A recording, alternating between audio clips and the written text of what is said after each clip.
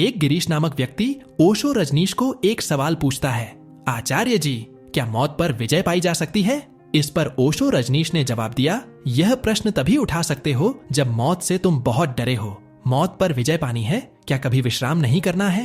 मौत दुश्मन नहीं है कि उस पर विजय पाओ। मौत तो महामित्र है। मौत तो तुम्हारे सारे जीवन के उपद्रव, सारे जीवन की आपाधापी के बाद विश्राम का क्षण है। मौत तो तुम्हें नई देह देगी, नया जीवन देगी।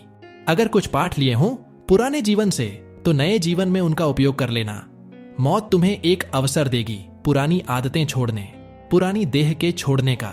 मौत तो एक महा अवसर है। मैंने सुना है जब सिकंदर भारत की यात्रा को आया तो उसने सुन रखी थी एक कहानी ही मानता था, नहीं सोचा था कि सच होगी। सुन रखा था उसने कि कहीं रास्ते में मरुस्थलों में कोई एक ऐसा झरना है जिस झरने का जल पी लेने से आदमी अमर हो जाता है। सिकंदर जब आया तो उसने अपने सिपाहियों को कह रखा था कि पता लगाए रखना, जहां से गुजरो पता लगाए रखना कि वह झरना कहां है। और आखिर वह एक दिन घड़ी आ गई जब उस झरने का पता मिल गया। सिकंदर ने उस झरने पर चारों तरफ पहरा लगवा दिया। अकेला उस झरने के पास गया। एक छोटी सी खोह में, एक छोटी सी गुफा में वह झरना था। भीतर प्रवेश किया। बड़ा स्वच्छ निर्मल जल था, ऐसा जल जैसा पहले कभी नहीं देखा। स्फटिक मणि जैसी स्वच्छता की बात तो सुनी थी मगर देखी नहीं थी, आज पहली बार देखी। सामने अमृत को देखकर फिर कौन रुके। सिकंदर जल्दी से पानी पीने को ही जा रहा था कि कोई आवाज सुनाई दी। कोई बोला कि रुक।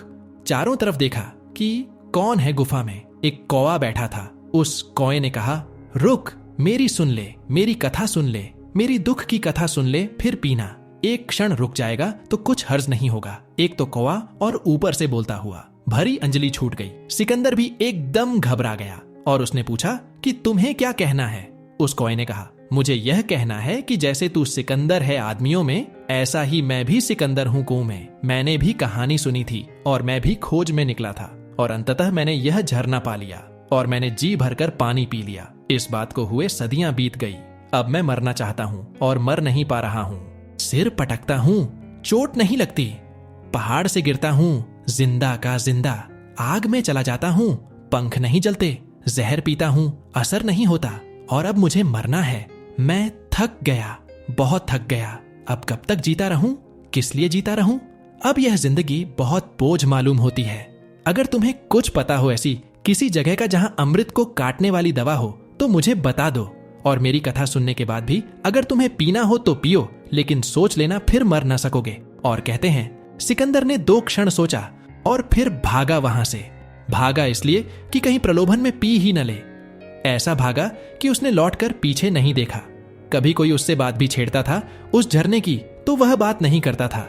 वह कहता था कि उसकी बात ही मत करो, उस झरने की मैं बात ही नहीं सुनना चाहता। कहानी बताकर ओशो बोले, गिरीश, तुम पूछते हो क्या मौत पर विजय नहीं पाई जा सकती? क्या करोगे मौत पर विजय पाकर? मौत जीवन की विपरीत अवस्था नहीं, बल्कि जीवन को नित्य नया करने की व्यवस्था है। मौत से गुजरकर नया जीवन तैयार होता है। मौत जीवन का अंत नहीं है। जीवन तो शाश्वत है। जीवन को जानो तो तुम्हें जीवन की शाश्वतता पता चल जाएगा। जीवन तो अमृत है ही, अब किसी और अमृत की जरूरत नहीं है। और मौत को जीतकर क्या करोगे? असली सवाल यह नहीं है मौत को विजय किया जाए। असली सवाल यह है कि जीवन कैसे जिया जाए।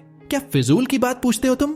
अभी जिंदा हो, इस जिंदगी का उपयोग हो सके, कैसा सदुपयोग हो सके, ऐसी कुछ बात सोचो। ऐसी कुछ बात सोचो कि कैसे जिएं इस जीवन को समग्रता से कि फिर दोबारा देह में ना आना पड़े। ऐसी कुछ बात सोचो कि कैसे परिपूर्णता से जिएं कि इस पृथ्वी की परीक्षाओं में फिर ना आना पड़े। यही तो जानने वालों ने पूछा है और जानने वालों ने समझाया और जताया है। उपनिषद पूछते हैं, बुद्ध भी यही पूछते हैं, बुद्ध यही समझाते हैं, उपनिषद भी यही समझाते हैं। भगवद गीता, कुरान और बाइबल आखिर क्या समझा रहे हैं?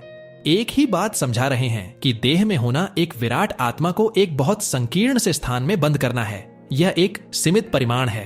तुम चाहते हो यह परिमाण बरकरार रहे, इन बंधनों के बाहर कभी ना निकल सको। उस दूसरे मुकाम की तलाश नहीं करनी है, इसी किनारे रहना है हमेशा। और पाया क्या है इस किनारे?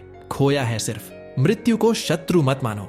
मृत्यु के 2 उपयोग हैं। जो आदमी अंधों की तरह जिया, ध्यान विहीन जिया, उसके लिए भी मृत्यु मित्र है, क्योंकि वह उसे नई देह देगी, फिर नया बचपन देगी, फिर नई ताजगी देगी, फिर नई बुद्धि देगी, ताकि फिर जीवन का अनुभव कर सके।